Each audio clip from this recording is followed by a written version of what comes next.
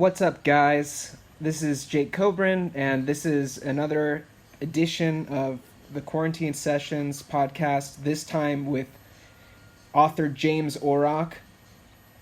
We originally aired this conversation live through Instagram, and we had some technical difficulties, and so the conversation ended a little bit abruptly, but still it's packed with some really stimulating content, and I hope you enjoy.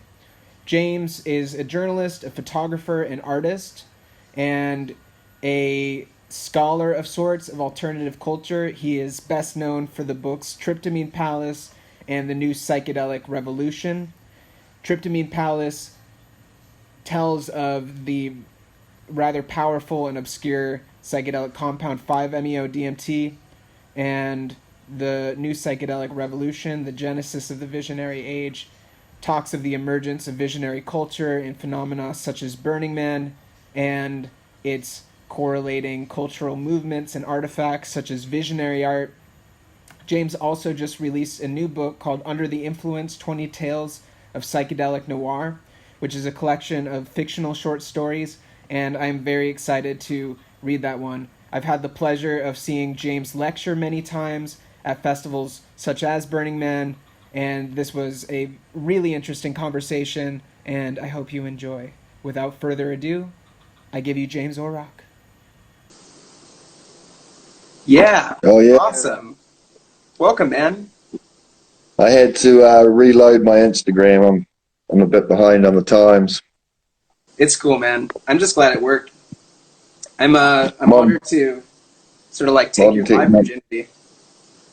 Modern technology, eh? Yeah. Show the Ganesh back here. Wow. That's awesome. Who created that? That was a Russian artist that I picked up at my first boom. Wow. That apparently had died.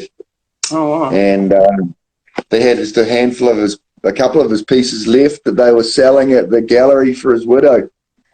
And I probably got like 15 or 20 Ganeshas just in this kitchen. So, oh man, he's the king freak Ganesh. Yeah, I've got only sculptures of Ganesha at my house. I have like 3 stone carved Ganeshas here.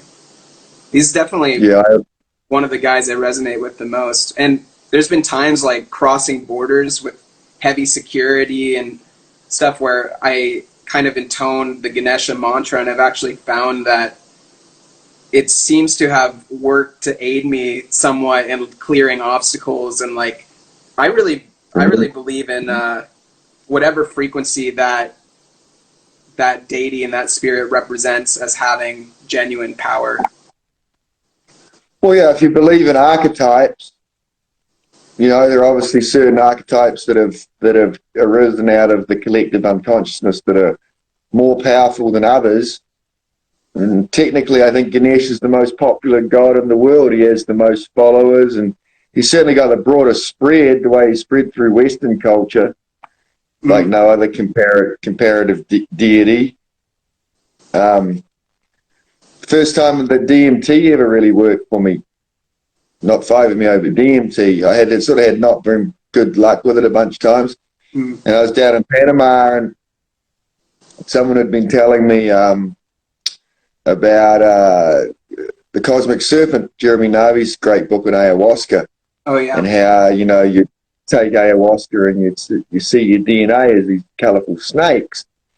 So they had told me this that afternoon, and that evening we had a 5-MeO session, and I ran out of 5-MeO, so I decided to smoke a bunch of DMT for myself. And we're on this kind of cool elevated platform on the edge of the jungle in Panama. And I started puffing on the DMT. It's fun. I always say that DMT never really works for me, but I've had a few pretty remarkable experiences on it. And this was the first one that I ever had. And the first thing that happened was my entire field of vision just became this like swarming mass of fluorescent snakes. Wow. Like an Aboriginal line painting, And I was kind of like, fuck. I was like, fuck, talk about, suggestion, power of suggestion. I hear the story about the snakes, and here they fucking are, So just as I'm thinking that, they all wriggle together and they become this massive intergalactic snake Ganesh. Wow. And this is way before I was way more into Buddhism in those days. I hadn't really visited the Hindi pantheon in a long time. You know, it was early on when I was writing Tryptamine Palace.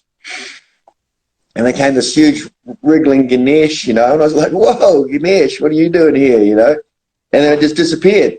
Boom, gone. And then when I read up about it, you know, Lord of the Scribes, Guardian of the Gateways, there's so many reasons why it made sense that Ganesh was my personal archetype. I guess I've run with it ever since. What's your opinion about that? Because those kinds of experiences are so universal. You know, there's a lot of, I've heard it contested in a lot of ways, kind of about the legitimacy of those kinds of experiences. You know, is it something that's suggested within our own minds and consciousness? Are you accessing a kind of collective consciousness that, you know, is like a library of archetypes? Or are you actually going to a place where you are interfacing with these entities that have their own consciousness? No, I personally believe that they're, you know, the psychic intercurrents of thousands of generations. Like, archetypes are a very real thing. They are, the fact that they've been so influential and have appeared so often in different places, I think gives them a great deal of weight. You know, there's the great story in When the Impossible Happens, Dan Groff's book. Yeah. But unlike all his other books, it's the most fun one because it's the story of his life, you know. And he actually he relaxes a bit. It's not quite so scholarly. Yeah. But he's telling the story about he had this really very strong acid experience, just crushed him, and he had the full Shiva experience, you know, where he experienced the Shiva visions and the destruction and the horrors and the whole thing, you know. Really shook him to his core. And his wife, Christina, was a follower of some Indian guru, I forget his name, who they ended up following for years and was later discredited. But this is the first time that Groff ever meets him. So he goes to meet his fiance's guru, and the guy looks him in the eyes, and the first thing he says is, I see you're a man who knows Shiva. Who's seen Shiva, and it had just happened to Groff days earlier, you know. Literally the first thing the guru says to him, just drops him, and he's just like, Jesus, you know. And so I think, I think human beings are all different. We're not all the same. So it makes sense that we don't draw off one. I mean, everything goes back to the Brahma, to the singular source, but there's so many fractals out there that are sort of psychic formations that either they go on to present themselves in the physical world or are some kind of a gravitational pull that pulls things together in our world. I don't know, but they're definitely very, I mean, I find archetypes much easier to believe in than most religion. Yeah. Or, you know, it makes way more sense in the model of what I've experienced out there. Right. Yeah, it's pretty hard to contest archetypes and the fact that they're universal cross-culturally too. I was listening to a talk with Eric Davis, who you probably know, and he was... Yeah, he just gave me a great blurb for my new book. Cool. I love Eric Davis. He's somebody I would love to have a chat with for this. He's a great guy. He's a good friend. Yeah, I've met him a few times. But anyway, in his talk, he was talking about because there's a lot of people trying to kind of objectify the psychedelic experience, which is really difficult to do because it's so weighted towards every person's personal history and the environment in which it's taken in. But one thing that is pretty universal is this invocation of archetypes. And he was even talking about Albert Hoffman's first acid trip on Bicycle Day, and that's in a way it's not necessarily the first psychedelic experience in Western history because there's, you know, the mysteries of Ulysses and things like that, but at least in modern days it's kind of... mescaline had been around for 50 years at that point. Yeah. I guess that's so. There had actually been a significant amount of mescaline experimentation going on prior to World War II that we don't know a lot about because it just kind of got lost. Like people think that was experimental. all kinds. Yeah, Crowley was one, but lots of artists in the West in France, and I mean it was around. Yeah. You know, first they isolated it in 1897, Park Davis, because it's interesting to me the way our different sort of threads of different things band together and create these cross-pollinations. Because with the psychedelic culture, we had the interest in anthropology, which is they were investigating the peyote dances of the Southwest.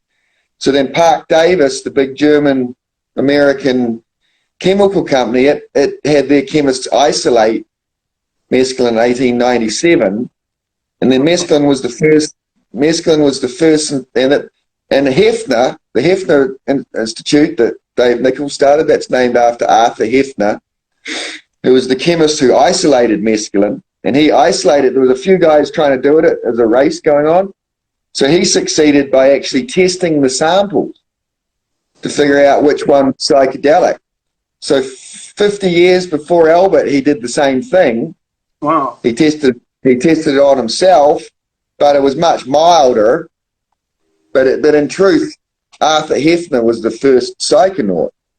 Wow, I had no idea. And in my last book, The New Psychedelic Revolution, I talk about this. I say, you know, we have this misconception that it all started with Hoffman, and in the 60s was the first psychedelic revolution, and we're on the second one and all this, and that's the wrong way to look at it. Culturally, we're in a psychedelic revolution that's over 100 years old, that's ongoing. It's the return of our entire culture towards a psychedelic perspective that hasn't happened in the West, like you say, since Lucius in more than 2,000 years.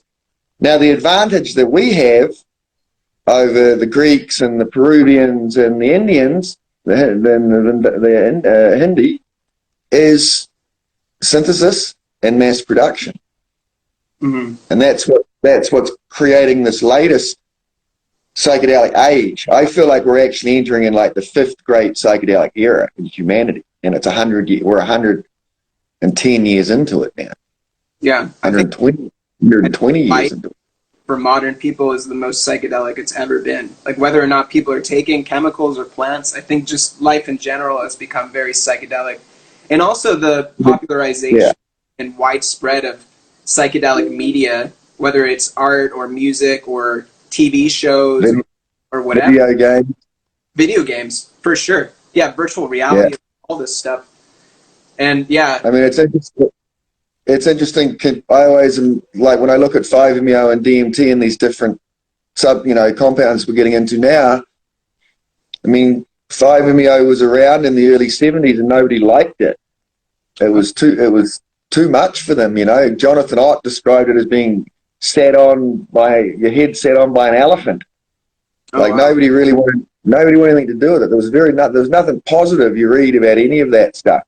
DMT was considered to be, you know, pretty over the top, too much. Yeah. Whereas our generation or your generation is sucking DMT down like it's you know, part of the game. I mean, you're already for it. You had the video games and the whole bit. Like you're totally groomed for that experience even before you've had it. No, that's true. As opposed when you consider how black and white the 60s. The real difference between the 50s and the 60s is the shift from this black and white culture to this technicolor dream. You know, that's what Kesey and the hippies seized upon. Color. This was a whole new thing, you know. Wow. Well, everything was really black and white before then. You know, movies, newsprint, everything. There's some really cool video of the only time that Krishnamurti came to America in like 59 or something. And he's giving lectures and the crowd is just so unbelievably straight looking. I mean, like the button down collars and the horn ring, and these are like the radicals. You know what I'm saying? These are the ones that are way out there. They're going out to go listen to Krishnamurti speak. Wow. You know, they look like they'd be going to a church picnic these days. Yeah. So we tend to underestimate the power all these technologies have had. Mm-hmm. Yeah, I remember watching this documentary series about the history of music, and they were talking about this time in history around the time of Beethoven when there were no music playing devices, so nobody had records or anything. And so people would only hear music live, and they might go to something to hear like a Beethoven piece played by an orchestra like once in their entire lives. And that was an intense experience. Like for people, that was like a psychedelic experience. Because if you can imagine being kind of like sense fasted to not having music be part of your reality, and then just get like blown away by this really triumphant piece of music with like a live orchestra, like people were having kind of like DMT type experiences. I think they were like losing their minds to that stuff. But yeah, I believe it. We have so much stimulation now. I think that's why people are able to digest the DMT experience more, is because my generation's consciousness has been primed to be able to process more information or more stimulus more quickly, just because we're on stimulus overload all the time. Yeah. I mean, I watched the ayahuasca sequences in Renegade and Blueberry, and I'm like, damn, I wish my ayahuasca experiences were like that, because they certainly haven't been that good. Yeah. You know what I mean? Like, and I know they are for other people, but personally, like, yeah, I mean, yeah, and you have to wonder, like, there's, you know, when you get really into the 0-point field physics stuff, there's this idea that everything really is just frequency. It's not the compound itself, it's the frequency of the compound, and that eventually we'll be able to isolate those frequencies and use them instead of the compounds themselves. Mm. There's even been an experiment done where they emailed the frequency of anesthetics from Italy to Australia and performed surgery on a person using the frequency of the drugs rather than the drugs themselves. Wild. Which would it, right? Yeah. So they're not even using the drugs, they're using this frequency.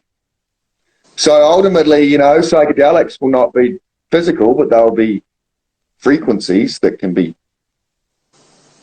sent around. Yeah. It's got to get very weird, eh? Things are already getting weird. I've seen some stuff like that. I actually remember back when I was in high school, kind of in my first experiments with consciousness, there was this program called iDoser. And iDoser was like this binaural beat software.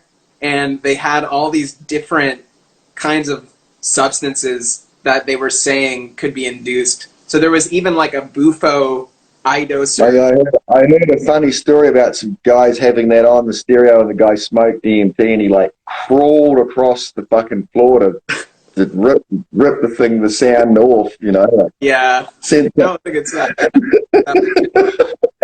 They're charging a lot of money for the more intense experiences. Like the ayahuasca one, I think was like $100 or something. And it's just basically white noise, you know.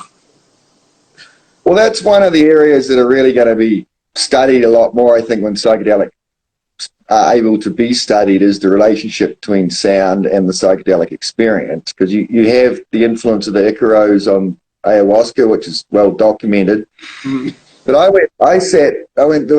was keynote speaker at a conference in Aussie a couple of years ago, and there was a great presentation by a doctor there about the relationship between psychedelics and music. Was it Stephen? And he was saying, what's his name? I have a friend named Stephen Gelberg who wrote a manuscript that's about psychedelics and music, but I'm not sure if that was who was presenting. An Australian?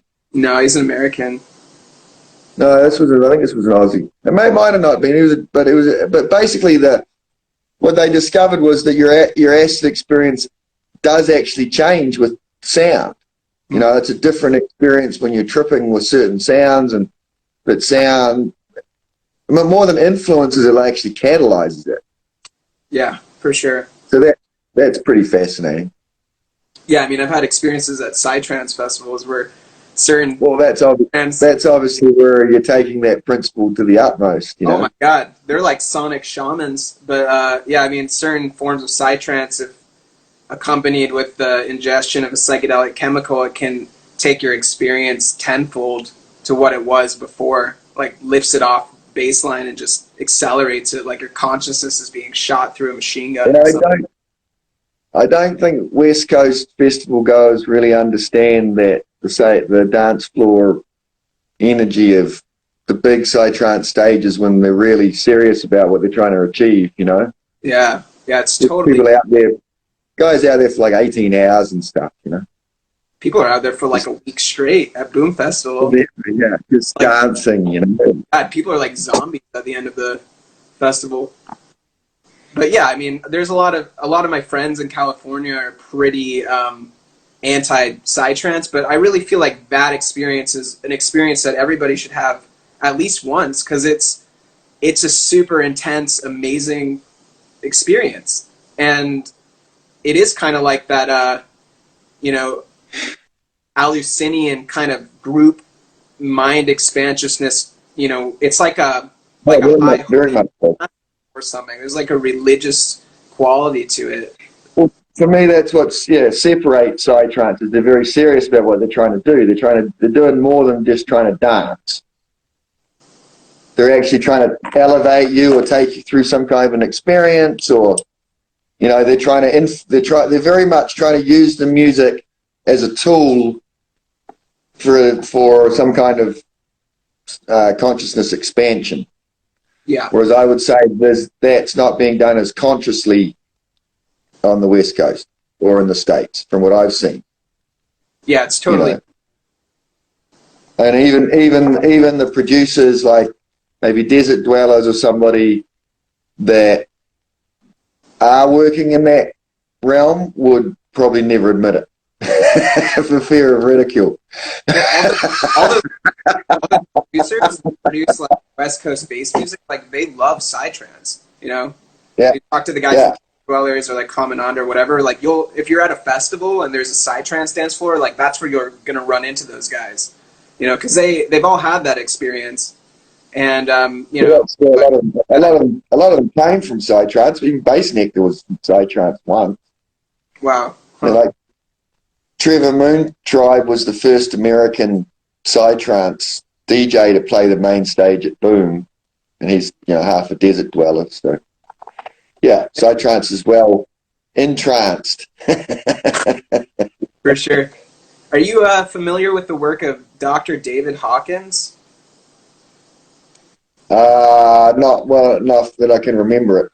Okay. Yeah, I had a talk with Luke Brown this week, and he recommended him to me, but he wrote a book called Power versus Force, which is about kinesiology, to be able to kind of like qualify on a scale the frequency of energy. So he's basically using muscle testing to get these calibrations of how high or low frequency something is. But he was also testing music, so he found that, for example, classical music is at quite a high frequency. It's of benefit to the kind of overall, quality of your body and mind. But something like heavy metal was lower, that it actually kind of had a sort of like harmful effect. And I wonder if you could quantify trance. Like it's pretty high frequency music, like where it would land on that scale. Yeah. I mean, psytrance, Joseph Campbell says that drumming and music's the oldest form of transcendence we have. So psytrance is really trying to just use those same percussive techniques that have been used since time began for us, really. Yeah. Psytrance is there's always been drum. Yeah. Psytrance is so like aggressive though. It's almost violent. It certainly can be. Yeah. Have you seen what's that live band? Ozric Tentacles? No, it's a big one. Saw them in Ozora. They're pretty big in Europe. It's a live psytrance band with like multiple drummers and didgeridoo, and they're really good. Like someone needs to bring them to the West Coast. Cool. I'll remember them in a second. But I had an experience on the dance floor. For me, I love the live thing. So there was a real energy. I had a real great experience on the main floor at Ozora one year to this live French Highlight Tribe. Highlight Tribe. Never heard of them. Cool. I'll check it out. Oh yeah, check them out. You'll dig that. These guys are for real. Wow. And it kind of reminded me of this band called Crash Worship that was very influential in the States, sort of pre-Burning Man, but on like more of a obviously European sort of psytrancey kind of style. But I would love to see somebody try and do something like that in the States again. Yeah. That to bring all those elements together in more of a live format. But the producers I've talked to that are able to do that are just like, it's such a hassle. Yeah. Liberation Movement. You ever heard of them? Sure. Yeah, they were doing a live thing for a while. They played Symbiosis and stuff. I just think it's a lot. You have to have a lot of equipment. That's a lot. And they came from heavyweight dub champion. Yeah, right. Yeah, that was Grant's project. Yeah, exactly. It's cool though. I mean, I love live music, and it is something that I kind of miss a bit. Like I love electronic music too, but there's just an itch that electronic music can't quite scratch, that when you have a live band playing with amazing musical chemistry, it's the difference, like living in New Orleans, I can tell you the difference is the audience. Like a great audience spans a great band to do things that they didn't know that they could do. Yeah. Because you have this live feedback loop going. So it's very hard to have that with a computer. No matter how talented the guy might be that programmed the music behind the computer, he's not, there's a experience that happens with a great music and great live music that they're feeding off each other, and you can all get taken to a new place, the band and the audience. So that's when it's really working. Yeah, that's one of the really disturbing factors of this kind of pandemic situation is all concerts disappearing, all festivals disappearing, which has been all protests too. Yeah. There was some pretty significant street protests going on around the world. Yeah. Before this all happened, France, Chile, a few different places Hong Kong. Right, I remember the Hong Kong. Really got majorly quashed by this, which is unfortunate for those countries that had managed to. Bolivia. There was really quite a lot of, there was probably the highest amount of protesting on the streets going on around in the world generally before this happened than we've seen in quite a while. So whether or not they'll get the energy to restart that, is another big question. Oh. How are things where you are? Chill. Having been through Hurricane Katrina here. Right. This is like, this is not a real disaster or a real tragedy. There's certainly something weird going on. There's an undercurrent, but even the numbers aren't really adding up. Sooner or later, they're going to pull themselves out of this and go, we'll never maybe really know what went on. But at the moment, everything's chill, in my opinion. I'm getting a lot of work done. Yeah, I think people that have like a internally driven focus are a lot better equipped to deal with this than people that. I'm a periodic self-isolator. Yeah. I know. Most types are. Well, yeah, it's either one or the other. You're talking about Luke. He's another classic. Oh yeah. Just lock himself up. Yeah. What do you think about this virtual Burning Man that's going to happen this year? I didn't hear about it. I haven't been paying much attention to it, to be honest. Yeah, so Burning Man was stripped down, and then going to attempt to do it virtually. I was just on 3 virtual 9 bicycle day celebrations the other day, 3 different ones, and it was bloody exhausting and nowhere near as like being as much fun as being at a real party. Oh, it's not the same at all. Yeah. You know. Yeah, I mean, the whole Burning Man thing's interesting. I think one of the interesting things about this crisis in general is it just shows you in this civilization or where we're at currently in our society, we don't let things just collapse and start all over again. We put an enormous amount of energy in trying to protect things and you know, this entropy, the second law of thermodynamics, like eventually everything's going to come crashing back down and all that energy you're putting in just gets wasted. Mm-hmm. Burning Man's one of those things that could actually just disappear for a couple of years, go bankrupt, start all over again, and who knows, it could be cool. It could be something completely different. But people are so petrified by that idea, you know. They're so attached to this concept that they become very unwilling to let things happen organically. Right. Yeah, that's something I thought about a lot during this time is kind of its similarities to a psychedelic initiation or something like that. Like what you're describing, the process of allowing your identity and your constructs to dissolve away and kind of being flexible in your perspective of reality is, I think, those are traits that a lot of psychedelic users have. So people that have used psychedelics are kind of more equipped to ebb and flow with how this circumstance may change the world. But people Sorry, go ahead. What were you saying? No, go ahead. Oh, but well, one of the things.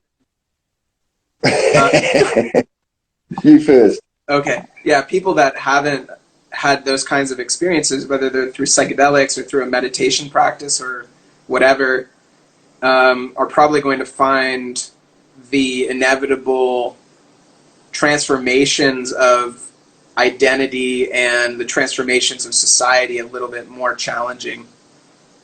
Yeah, because they're coming from a fear-based perspective instead of a adventure-based perspective. Mm-hmm. I mean, interestingly, what's coming out of the Beckley Foundation, the places doing the research, is the fact that psychedelics increase the plasticity in the mind, and like the way that the brain can move information around, the synapses' ability, it's called the plasticity. So you know, actually, we become more able to change and experience, but it's also something that's happening even at the level of the neurons. Mm-hmm. Psychedelics, increase the brain's ability to change rapidly, I think, and make rapid adjustments. Mm.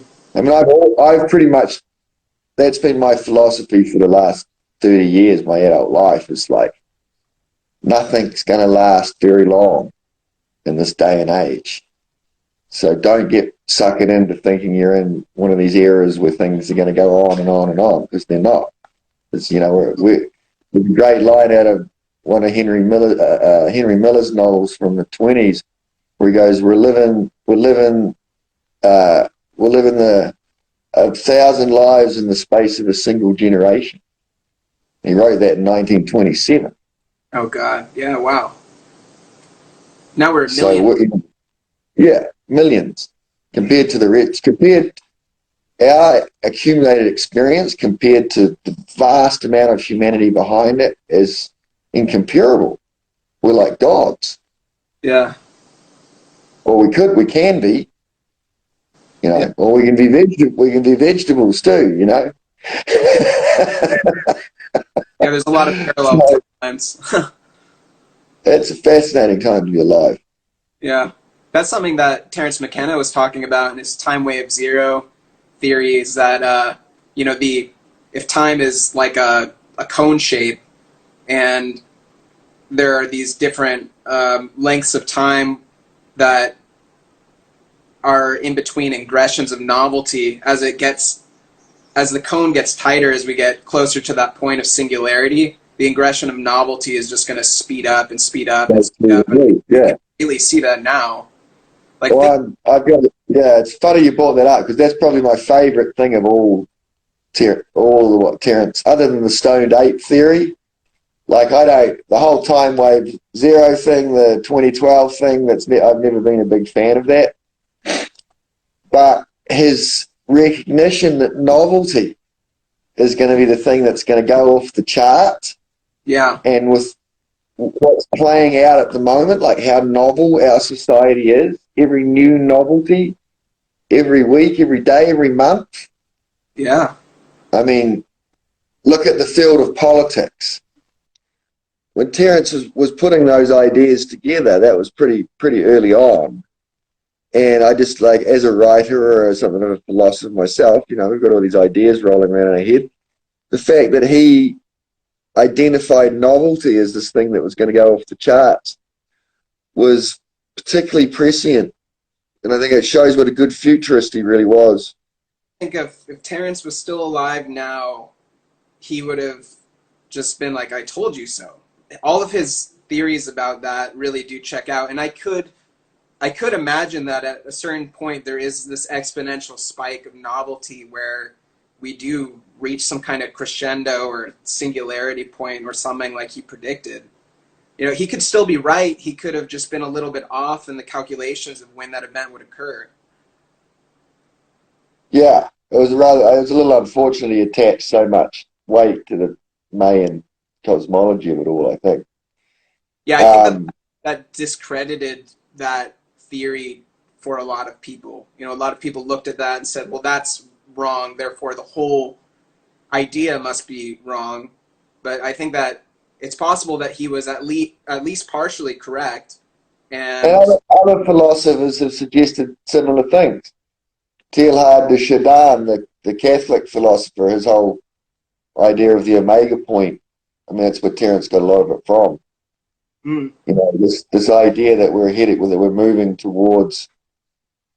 I mean, at the moment, the way our civilization's heading, there's no doubt we're heading towards some kind of a singularity between technology, population, and nature.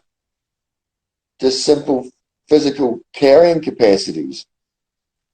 Yeah. So we're going to find out what that point is sooner or later.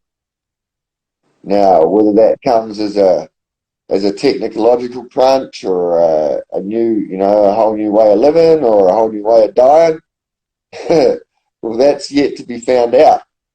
But and we've now got problems that are much more global. We've never had global problems like we have now, like this virus, for example. Well, I guess the Spanish flu was a little bit similar, but I've been reading a lot of history. I'm reading a really amazing book about World War I at the moment.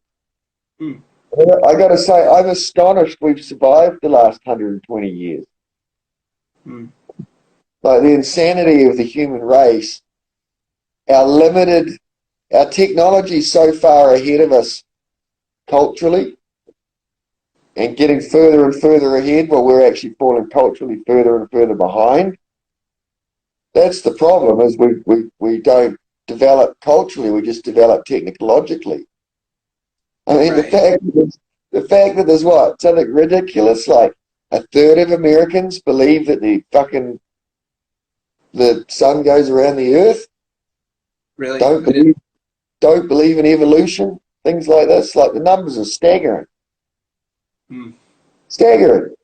After all that Western culture's done to bring us to this point, you now have huge chunks of one of the most powerful countries on the world that just don't want to believe science. They're like, fuck it. Which to me is just mind blowing. We're not culturally adapting to the advances we're making technologically. Yeah, it's like an ideological issue. It's people's beliefs need to evolve in congruence with technologies, and our whole culture.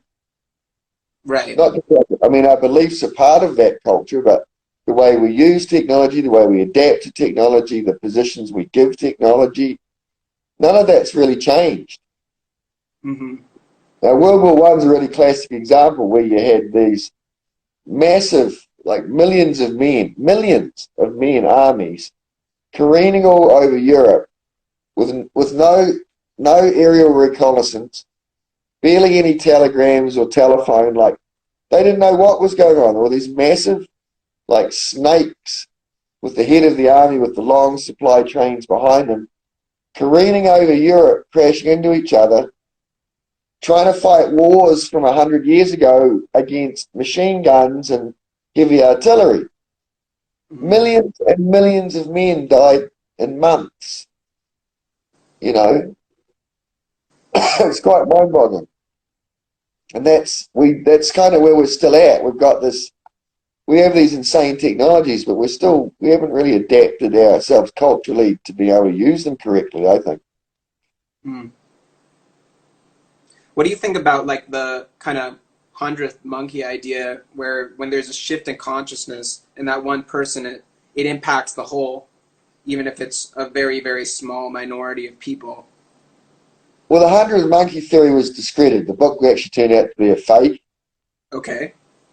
But if you look at the actual field of animal behavior or like special evolution, it's generally accepted that 5% of any species dictates the progress and evolution of the rest of the species. And when I've applied that number to organisations and things in general, it's pretty accurate. 5% generally pull the 95% along. Yeah. So, in terms of human beings being able to change our ways, I don't think that's the problem. I think the problem is more that, capitalism, which is now just consumerism, is really like a virus or a program we set off without really knowing what we were doing 300 years ago, and it keeps refining itself and refining itself and refining itself.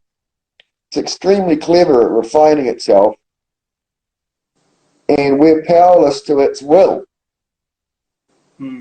That's, I think, the real issue.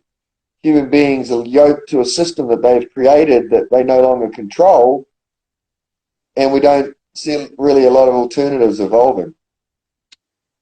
Don't you think that this pandemic could, in a way, put a halt to that, or at least reduce its hold that it has over the majority? It's been awesome that it slowed things down. It gave the planet a breather. What's interesting about this crisis is they're not letting things fall apart. They're not letting... the classic example here in America is where they're protecting venture capitalists. It's like, how can you bail out a venture capitalist? That's why it's called fucking venture capitalism. You're taking a risk. If you take the risk out of venture capitalism, it's no different to what was going on in Russia. Yeah. It's just cronyism then. So that's very unhealthy, I think, within the system as a whole, that they're not letting the system, for example, when the last recession happened, nobody went to jail. None of those bad practices. Nobody was punished. So all those practices continue.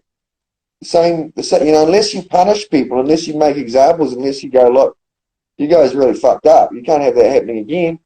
It's just going to happen again. And that's what I see as where we're at as a society, is we're just going to keep making the same mistakes over and over and over. You're obviously very involved in visionary culture, and you've written quite a lot about it. Do you still hold a kind of... Because I personally hold this kind of utopian idea that the principles upon which that culture is founded could seed out into a larger number of people in society, and that there could be a shift that occurs in the consciousness of people towards a better way of life. Do you think that that's possible, and how would you see that occurring? Well, when I wrote Ketamine Palace, I very much compared ourselves to the Gnostic societies and communes that have popped up in different times in history where people have gone off to live together to really try and be more spiritually inclined rather than financially inclined. And I think maybe the interesting experiment that's going on now is everybody's sitting around with all this time on their hands. How many people are actually using that time to make art? Quite a lot, probably, because that's what you do when you've got that time on your hands. So then you have this sort of idea, there's this cultural shift to a society that appreciates art more than a society that appreciates the accumulation of wealth. Now you look at the idea that in a lot of societies, when you reached your 40s or 50s and had been successful in the world, whether it was Jewish Kabbalah in India or in lots of different places, there was this idea of renouncement, that having achieved material success and successful enough to look after your family and everything else, you then went in search of your own spiritual salvation or your own spiritual education, right? Siddhartha is the classic story of that. Now we have nothing like that in our culture. So what's happening is these guys are getting to their 40s and 50s or younger, extremely successful, and all they want to do, all that they're told to them is be more successful, make more and more money, make more and more money. Not, there's another road for you when you get to this point. The idea that Warren Buffett should be trying to investigate his own spirituality rather than make billions of dollars would seem ridiculous to most people. But it could be argued that he's been, like, what's all that money really worth to anybody? We've lost touch of what's worthwhile, in my opinion. So this coronavirus and the general slowing down and the, just taking the focus off the constant need to make money constantly is probably quite healthy in an indirect way. There are alternatives, is my point. We could have cultures based on art and spiritual and advancement rather than simple financial advancement. I would definitely love that. I know you would love that too. How would you foresee culture moving in that direction? Well, to be honest, the only way I see it happening these days is by it collapsing first. Uh-huh.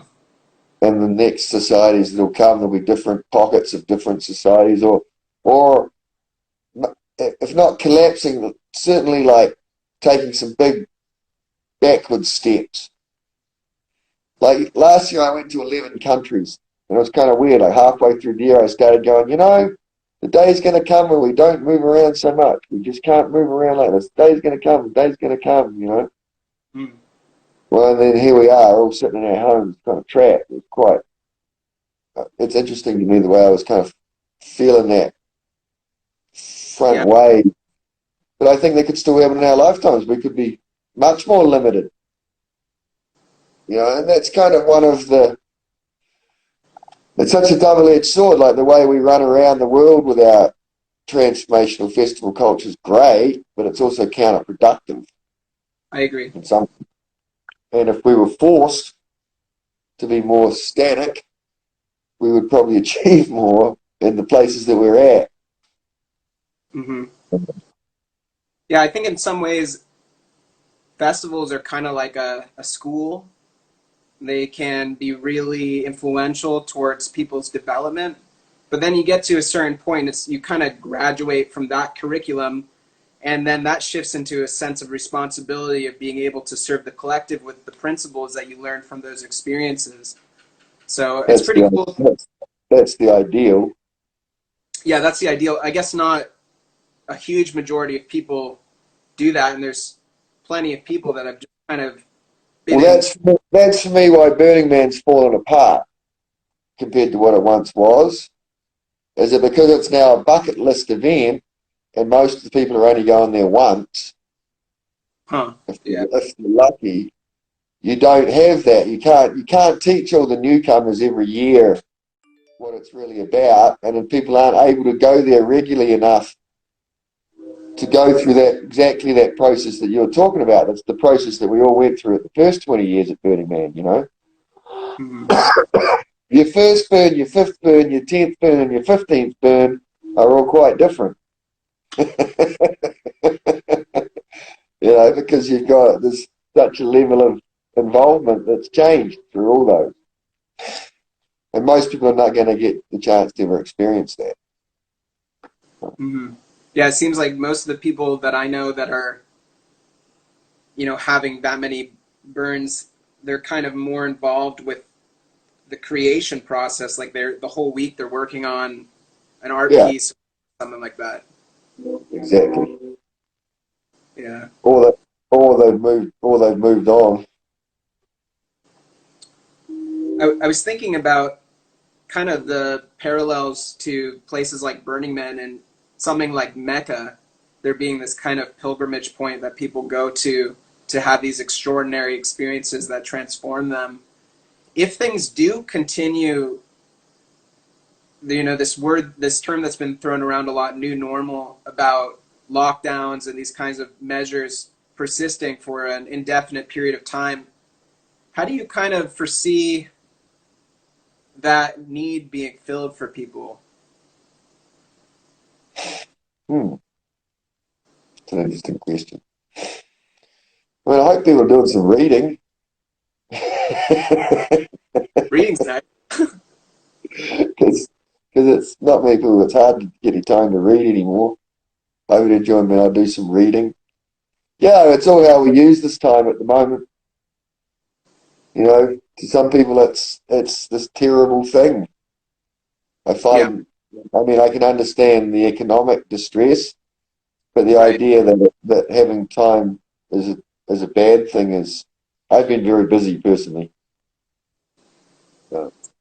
Yeah, me too. I think people are being affected by this very differently. Some people that are in more kind of dire economic positions, or their home life is unstable. They're probably very challenged with this circumstance, but people that are just have a little bit more, financial security and have a nice established home, they're able to really utilize this time for something productive. Well, our community, because it has that plasticity element built into it you're talking about, it's pretty able to handle feast and famine situations better than your 9 to 5. Yeah, for sure. Reality, you know. So Yeah. Yeah, most people in our community are used to having to utilize their creativity to make money and adapt to new ways of earning income and stuff like that. Whereas people that have just worked under somebody their whole life as an employee, it's going to be uncharted territory for them to step into the unknown like that. and you're in Bali? Yeah, I'm still in Ubud. What's going on in Bali? You guys in lockdown? No, we have the freedom to leave our homes. If we go out, we need to wear a mask. They have local police that will stop you if you're not wearing a mask and tell you to put one on. They have checkpoints on many of the roads where they'll stop people who are driving their bikes and give them hand sanitizer. A lot of the that's their solution. A lot of the cafes were closed but have since reopened. Some of the cafes, they're actually checking people's temperature before you're allowed to enter the cafe. And all kinds of dances and parties and gatherings have been indefinitely shut down for now. But I think that the freedom we have here is pretty remarkable compared to most places in the world. Well, I'm in the United States. It's very weird. Like I can go to Lowe's or Popeyes or Walgreens or all these other places, but I can't go to a restaurant or a bar or socialize with my friends. It's all very odd. Strange. What's open and what's not open. But yeah, people are all just like chilling and keeping their distances. And this should be the busiest couple of weeks of the year in New Orleans with Jazz Fest, and it's ghostly quiet. So. Yeah. Yeah, this is usually the busiest time here too because of Bali Spirit Fest. So many people from all over the world travel for that every year, but that was canceled. Honestly, am so relieved by how few people there are here. It's really nice because the tourists here can be really noisy. Sure. This is my new book. Yeah, tell me about it. I saw you make some posts about that. This is a series of short stories that I call Psychedelic Noir. Under the Influence is the title. They're all like little drug dealing tales gone wrong, psychedelic experiences. They're fiction. I really don't think there's anything I've ever read that's quite like it. It's quite different from my other two books. A lot of fun. 20 stories. I've been working on these. The first stories I wrote 28 years ago. So wow. It's definitely been a work in progress. And I'm really glad it's out. And at the moment, you can order it off my website, which is jamesoroc.com, OROC, right there. And they'll be on Amazon, Barnes & Noble, and that within a few weeks. That's awesome. But they're fun and different, yeah, and kind of rowdy. That sounds awesome. I'm looking forward to checking it out. That's a good segue, too, to change the subject a little bit. And I wanted to talk to you a little bit about your first book, about 5-MeO-DMT. I think that a lot of people listening to this might not be that exposed to 5-MeO-DMT, or they may have only heard about it. They don't really know much about it. Would you mind talking about what 5-MeO-DMT is and what your experiences with it have been like? I'm starting to lose you a little bit again. What was the question again? Would you mind sharing about your experiences with 5-MeO-DMT and telling us what it is? And how it differs from DMT, is that what you were saying?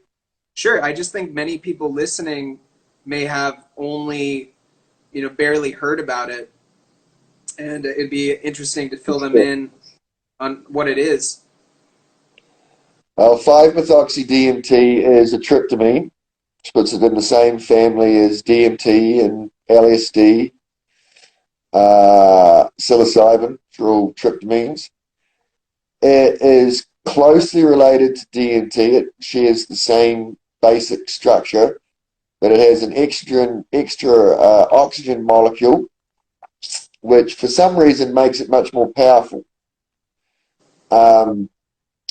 I personally don't even consider it a psychedelic. Its effect or the experience is completely unique, and not really no amount of psychedelic experiences can actually prepare you for the 5-methoxy-DMT experience. I was a very experienced tripper the first time I tried it, and thought I had done it all, and then 5-MeO was like the big reset when I realized I hadn't done anything. The easiest way for me to describe its effect is to compare it to DMT and the Kundalini, 6th and 7th chakra. Nick Sand, who was the chemist who invented Orange Sunshine LSD, and is also the guy who figured out how to smoke DMT. He's the one who figured out to make the freebase. Oh, wow. He used to call DMT the fullness and 5-MeO-DMT the emptiness. And I agree. I use similar descriptions where I'd call 5-MeO-DMT the void. And the easiest way to describe it is DMT works on the 6th chakra.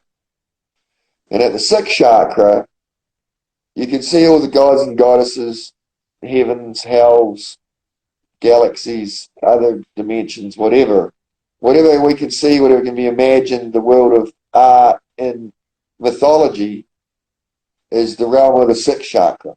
And that's really the realm of DMT. Now, but the difference is that there's still a separation between you and the object, between God, the beloved, whatever you want to call it. It's still you, the observer, and got the Godhead that you're observing. Now, with 5-methoxy-DMT, that works at the 7th chakra, which is the region of mysticism. The 6th chakra is the region of mythology. The 7th chakra is the region of mysticism.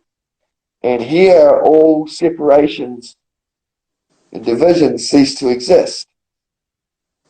So you experience this singularity, but you no longer exist. You've become part of this single thing, the mystical experience.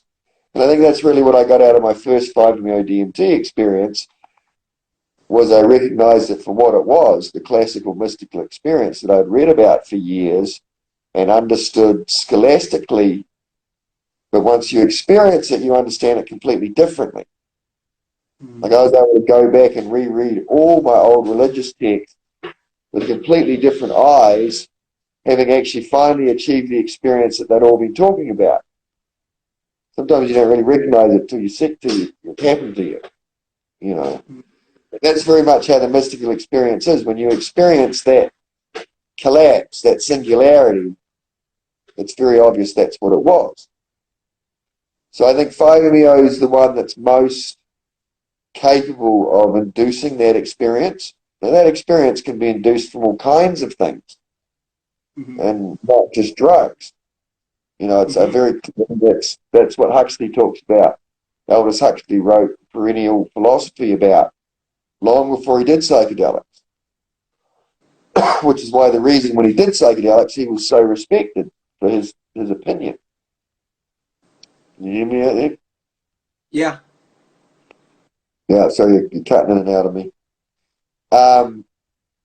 So that's really, to me, the difference, the classic differences. DMT is this much more psychedelic, visionary experience, mythological. You know, you really feel that you're living in legendary story. Where 5-methoxy-DMT takes you to a completely different, bringing that all back with you. Yeah, I'm curious how that experience has impacted you since having it. Like, how were you able to integrate that into the rest of your life? I made the big mistake of writing A a cool book about it. I made the big mistake of writing a book about it. Now I'm still talking about it 15 years later. Yeah, that seems pretty significant. Well, I mean, for me personally, of all people, I have to say it changed my life because it got me published. I go around the world, I talk about it. I've got a whole, you know, it definitely had a major effect on my life. Now, as Huxley says, it's, you know, experience is not what happens to a man, it's what a man does with what happens to him.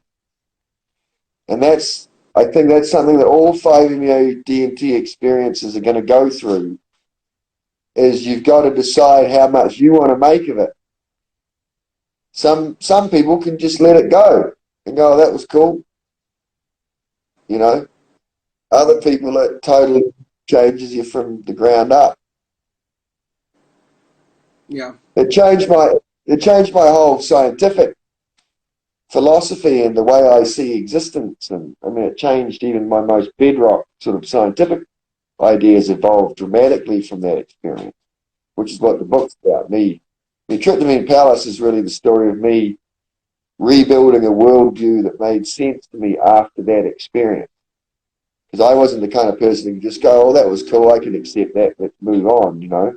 I needed to try and understand how, as a hardcore, rational, scientific atheist, I had smoked a drug, and 45 minutes later I thought I had a mystical experience with God. You really could not have surprised me any more than that. So it took, and I didn't really expect to find answers to the fact that I actually built a whole new worldview based on my experiences that make sense and has held water for 15 years is quite remarkable.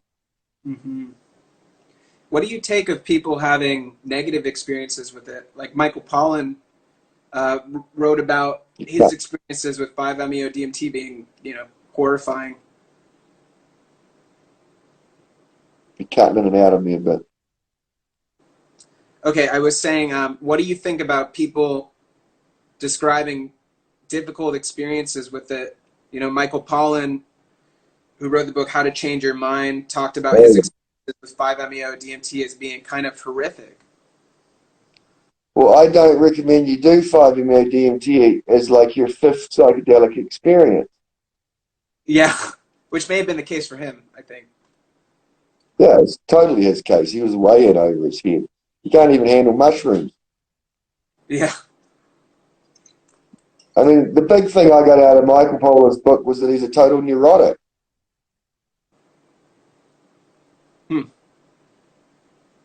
He was so annoying on mushrooms, his own wife told him to go for a walk in the garden.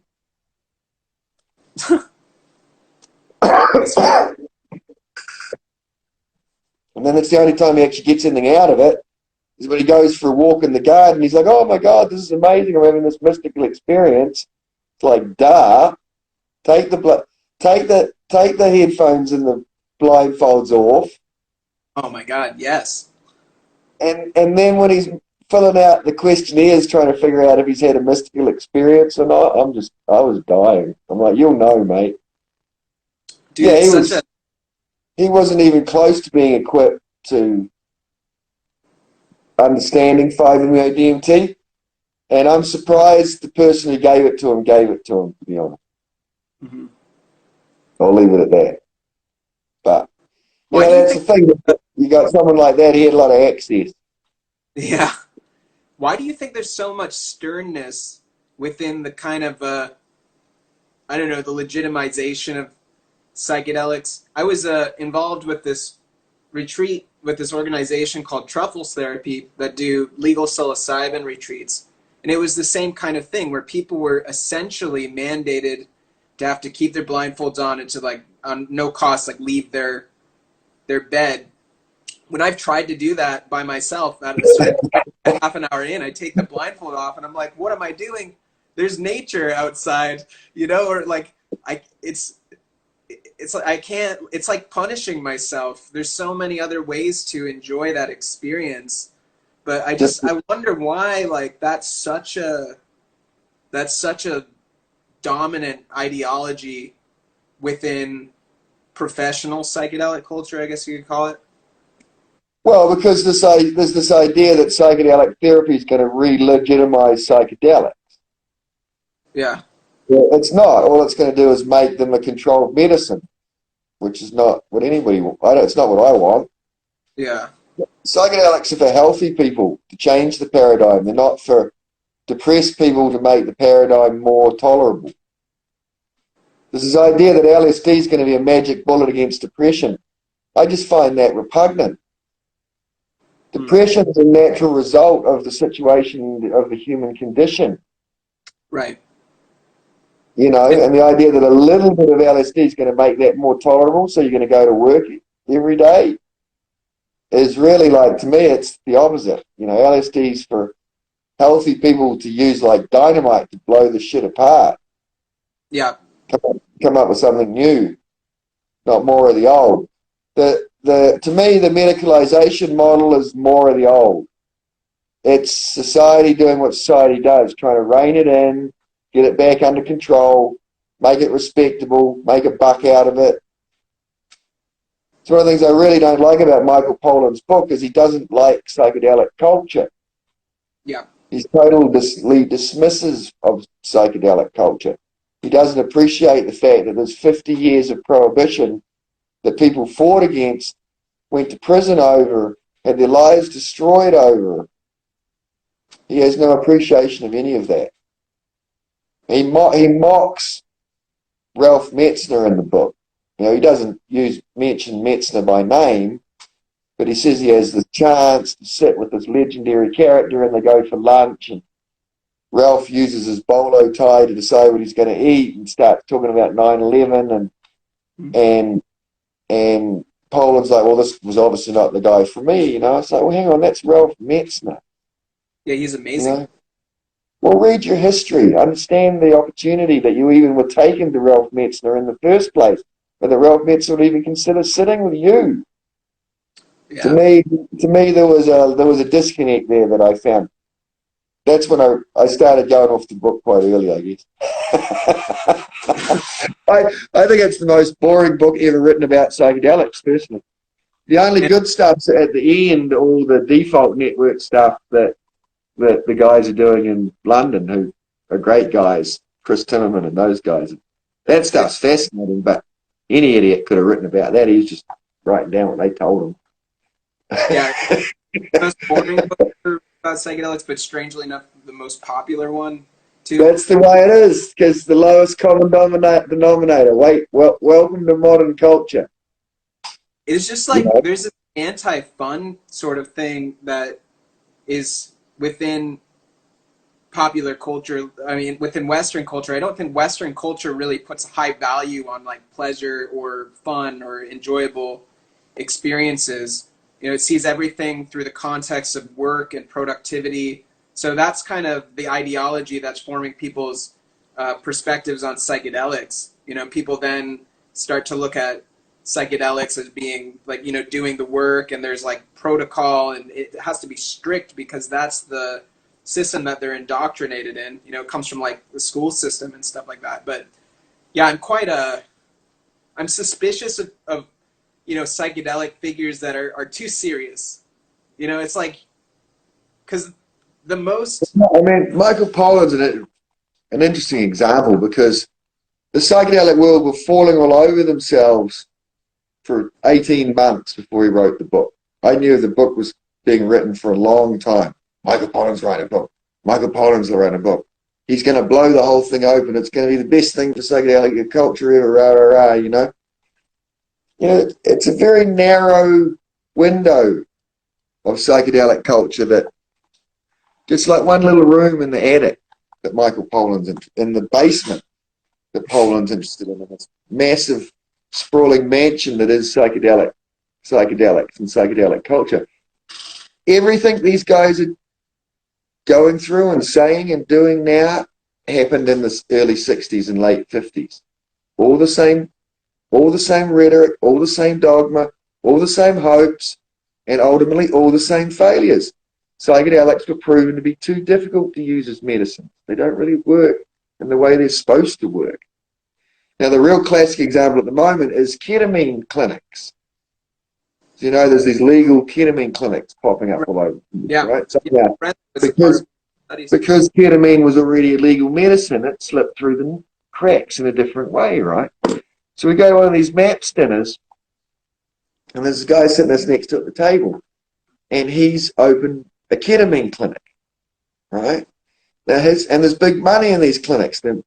These psychiatrists and guys look at them and go, oh, that looks easy enough. We can make some good cash, right? So he goes off, he gets himself licensed. I think they have 3 experiences themselves to become a licensed ketamine, you know. Then they can open their own office. So this guy opens his office. He has no background in psychedelic culture whatsoever. Nothing. He just thinks this is a good way to make some money, right? Starts giving random people off the street ketamine for their depression.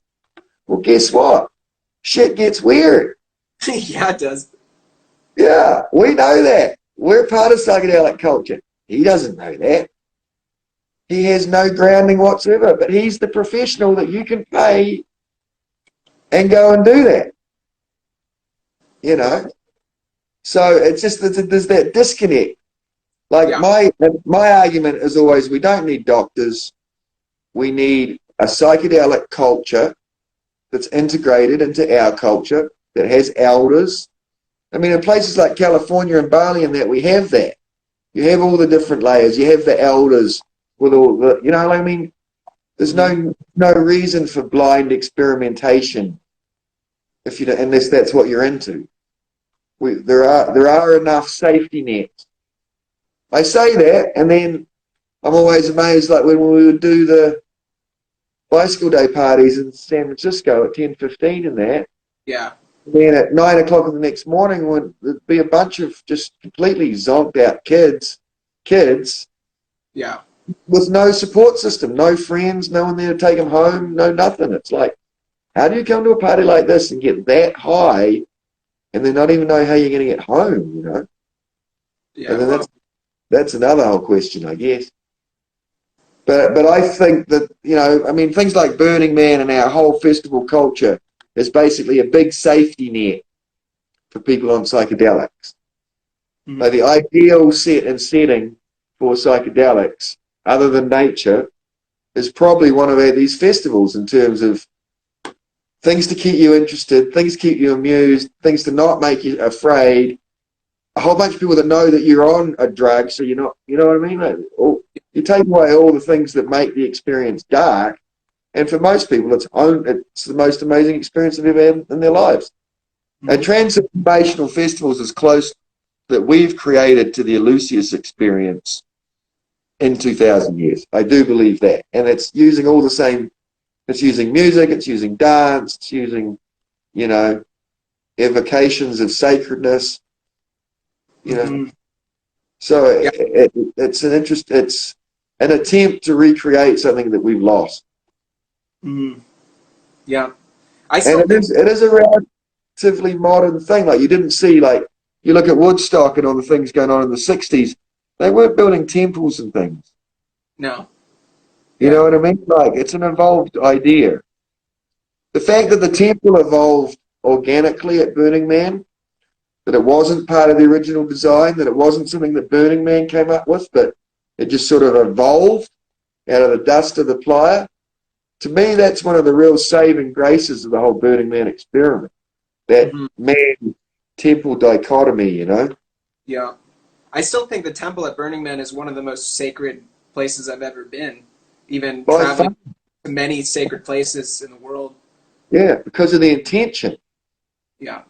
That goes into it. You know, there's like there's a realness to it and like a vulnerability to it. Just even the you know, the grief aspect of it that just, yeah, I don't know. There's something more genuine about that type of an experience than even going to some kind of ancient site that's now been kind of converted into a tourist destination with people that want to make money. The temple's what separates Burning Man from all other festival experiences, really. I agree. Including Boom. Yeah, I agree. It, like I said, it was organic. The man was conceived of. The temple was an answering to a need in the early community.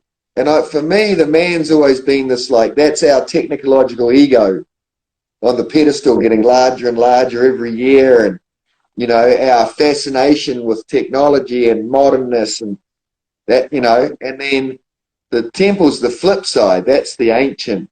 That's the, you know, there's something else. There's a whole different energy and call and respect and everything that happens during the temple or for the temple that's totally organic. Nobody thought of that. Nobody created that. I mean, David Best was building a different kind of thing, and one of his crew got killed, and it got morphed into the first temple. And then they did another one the next year, and then it went from there. You know, the first few burns there was no temple for like 10 years or so. Wow. I think the temple was a huge part of the evolution of Burning Man as a community. You know, and everybody that leaves, there's the difference. The burners that leave before the temple burn, try and get home to their jobs, and those that would never dream of doing that. Oh man, it's like one of the peak experiences. I've said for years, if they want to deal with the increase in size, they should make it 2 weeks long. We should burn the man in the middle of the weekend and then shut down all the big sound camps like a day or two later. So you only had art cars and more of the yoga and because it takes so much energy to set the place up. To run it for another week, no problem. Mm-hmm. You could spread the whole thing out, then the partiers could come and go, and then the people that really wanted to concentrate more on the spiritual aspect of Burning Man would have a few days at the end to really talk about that burn and how is the next burn going to evolve, and, you know. And then there'd be the eventual, it's like you're talking about, where the guys that would come for the party, and then they'd be like, wow, why are these people staying more days when all the sound camps are closing? And, you know, that's how you educate them. That's how you pull it in. As it is, there's so much energy goes to throwing it together than immediately destroying it. Yeah. The answer's to elongate it. Give us more time out there. Change the character. Yeah. That could be a tough one to get. That'd be a tough one to get past BLM. It has been discussed, apparently. Wow. Yeah, that was interesting. I'd love to see ways that little pockets of kind of like Burning Man could have a more permanent place in the default world. There was a time when they put one of the temples up in this park in San Francisco, and you could walk. It was all lit up at night, and you could walk to the temple at like 3 a.m, and there are always people in there checking it out. And it felt like a tiny slice of a Burning Man kind of experience. Like you could have conversations with people. Is that the piece that's at Cosm now? Kate Rasmussen's? No. This was one of the actual temples. It was like a wood. Well, I mean, it wasn't the actual temple, but it was like based off the template, and it was all constructed out of wood. Cool. And that was a really cool experience. And it was just in the middle of the city. I'd really like to see more places implementing something like that. Yeah, I mean, the Burning Man aesthetics change, has infected everything at this point. It seems like. Mm-hmm. You think that Burning Man culture would ever kind of go mainstream consumerist, kind of in a way that like punk rock did, or these other formerly, even the 60s psychedelic culture? I think it has. You think it has already? Pretty much. I mean, when you're gonna go into like a Walmart and hear like a Tipper song playing, like that's when you know that's happening. Not over at that point yet. Well, you can walk into supermarkets in Europe and they're playing Psytrance. Headshot.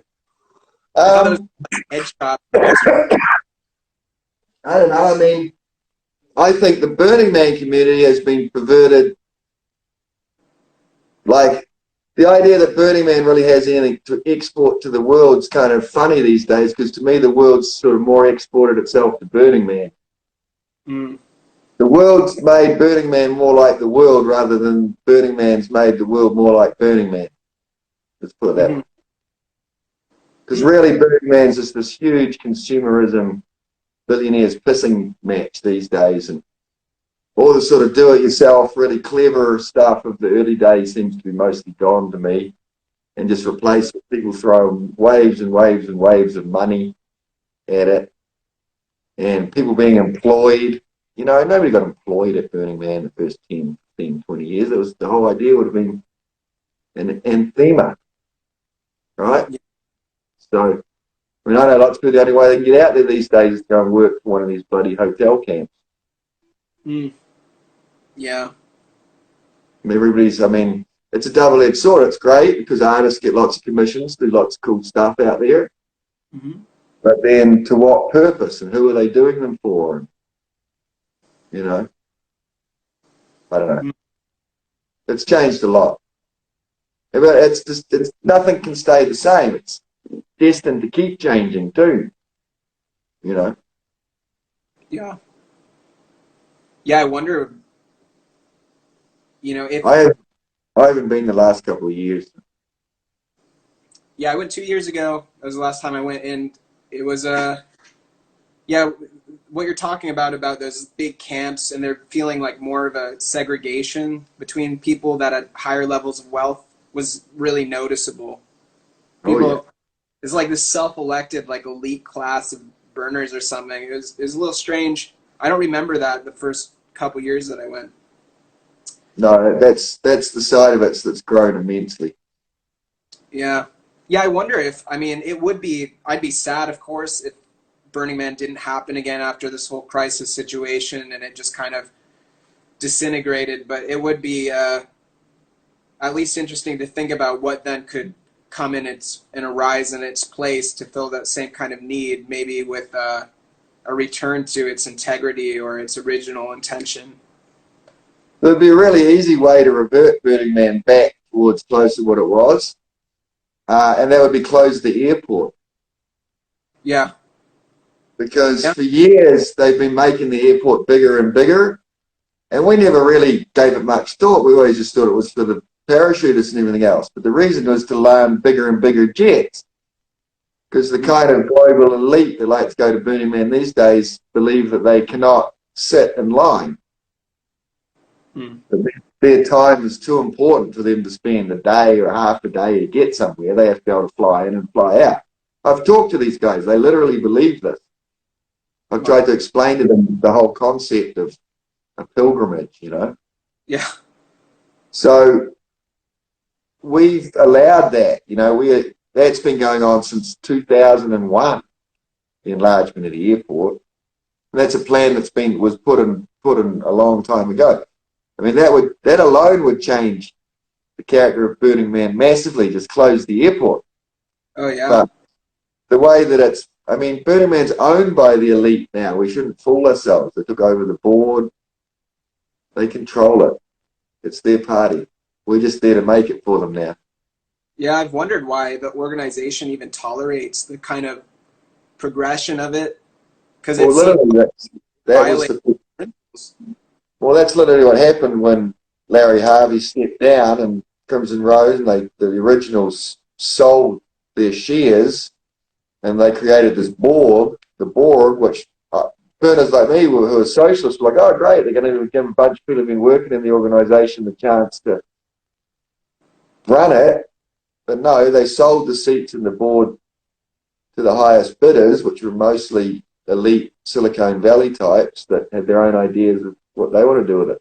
I mean, one of the guys literally invented rock and roll hotels, hoteling, and the other guy is like a mass marketer for, one of the TV, sales channels.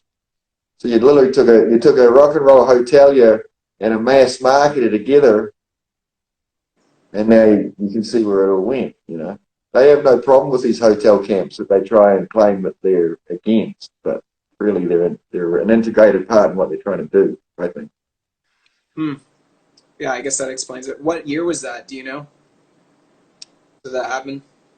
Right, the year before the first ticket crisis, because literally the board took over in 2011, and that was the other thing. Like previous to the Borg, you had very little media out there. The world's media was discouraged and not allowed to come out there, and suddenly you started seeing Burning Man and TV shows and all over the place, and that was like this decision that the board made to really market the place to the world's global elite, I think.